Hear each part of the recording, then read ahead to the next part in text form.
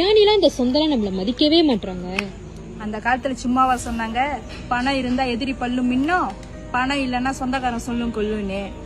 அப்ப பணம் இருந்தாதான் சொந்தம்லாம் மதிப்பாங்களா? அப்படி இல்லடா.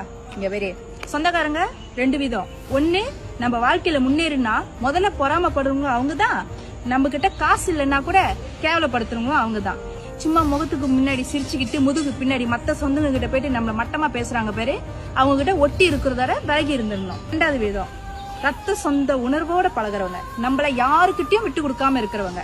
நம்ம கிட்ட காசு இல்லைன்னா கூட அதே அன்பு மரியாதையும் வச்சு பழகுறாங்களா, அந்த சொந்தத்தை கொண்டாடணும். என்ன பண்றது, இப்பெல்லாம் நிறைய பேர் என்னென்னமோ சேர்த்து வைக்கிறாங்க, ஆனா சொந்தங்களை சேர்த்து வைக்க மறந்துடுறாங்க.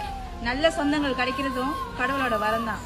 ஏன்னா உப்பு சாப்பாடுக்கு எந்த அளவுக்கு முக்கியமோ அதே மாதிரி இந்த வாழ்க்கையை நம்ம முழுமையாவும் சந்தோஷமா வாழ்றதுக்கு நல்ல சொந்தங்களும் முக்கியம்தான்.